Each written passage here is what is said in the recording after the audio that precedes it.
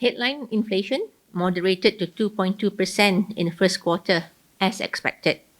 This was due mainly to the dissipating base effect from lower domestic retail fuel prices last year and the absence of base effect from electricity tariff rebates implemented in 2020.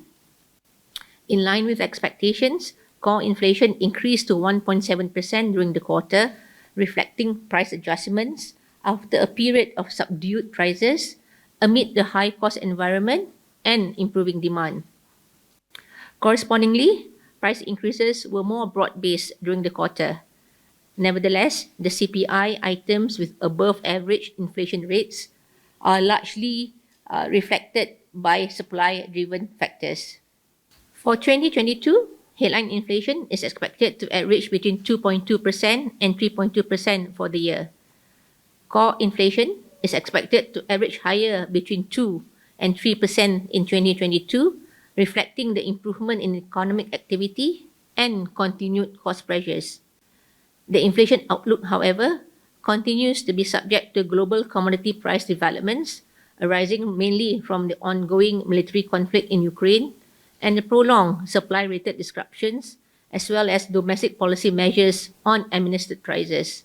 Household inflation expectations remain anchored, as indicated by the narrower spread between longer-term and short-term expectations in the first quarter this year. Analysts' inflation expectations for 2022 are also within the bank's forecast range.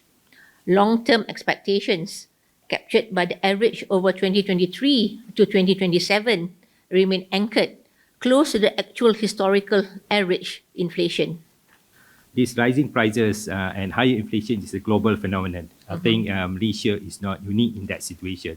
But what is different currently is that the price pressures in Malaysia is relatively moderate and subdued compared to other countries. And when we look at it, what contribute to this? These relatively moderate price pressures that we are experiencing. We acknowledge there are pockets where price pressures are higher, but on general, especially on food prices, we see this through the CPI, through the data that have been released on a monthly basis by our DOSM. But in general, we are relatively moderate in terms of the price pressures. And why? Why is this? One is, given the Governor elaborated just now, is the state of our economy. There is still some slack in our economy. For example, while our unemployment rate has moderated, but still above the so-called long-term unemployment rate of around 3.5% that we have been experiencing before. The other one is that we have price controls, especially on fuels, on other food items. This helps to moderate the price pressures on the population, on the public. Of course, I think we have also written quite extensively in our reports about what needs to be done to address some of the pressures in prices. While subsidies, while price controls are short-term fix, we need to look at other ways to address this in a more permanent basis. And we have written this extensively in our report. Right. And the other strategy in terms of dealing with this higher prices is for us to continue to look at how to improve our productivity. And in that, digitalization would be a key strategy for us. And even for us in Bank Negara also, we are constantly looking at how we improve our productivity, not doing, trying to do more with less, but also to continually upskill ourselves and to equip ourselves with new skills that will be relevant for the future. So these are, some of the strategies that we ought to continue to pursue to deal with, how we can deal with the higher prices. And like what I said, like what Sham has said, this rising higher inflation is a global phenomena driven by, the rapid opening of the economies in some of the advanced economies that was not matched by the supply. And on top of that, you have the ongoing conflict in Ukraine that have pushed up commodity prices. And you know, Ukraine is also a major producer of some of food items, wheat, for example. So that again has pushed up prices. So higher inflation is a global phenomenon, but we have a lot of policies that we have put in place to reduce the pass-through of these high global prices into domestic prices.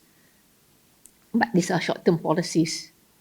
On the first is on the PPI. Yes, the PPI has been producer price index has been rising quite rapidly. This again reflecting of the rising commodities and raw materials and so on.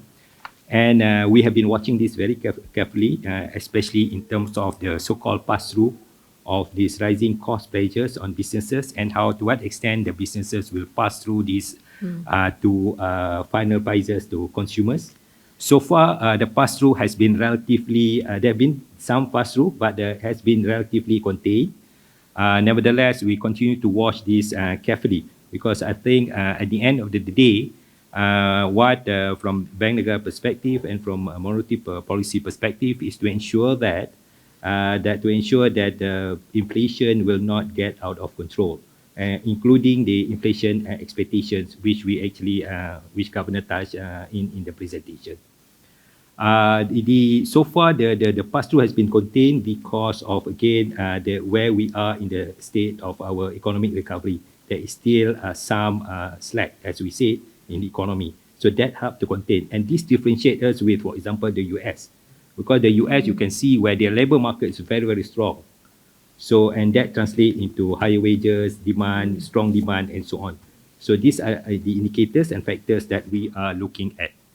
When I think to the question on subsidy and so on, I think as Governor mentioned that yes, that price controls and subsidies I think playing its part in containing the price pressures at the moment. At the same time, it is a short-term fix. Why it is short-term? One is because the cost to the government, and the government recognizes this. For example, the fuel subsidy alone, it could reach more than 25 billion ringgit, I think, this year, assuming the price of oil remains where it is today. And the government recognizes this, and they are looking at to move towards more targeted subsidy. Because I think it's very important that to remember that, for example, in terms of the fuel subsidy, the subsidy actually benefits the relatively high income group, because they tend to drive cars of higher capacity and all that. While the intention of the subsidy is to actually should help the vulnerable groups, the low income, and so on. So a targeted subsidy is a way, I think, to move forward.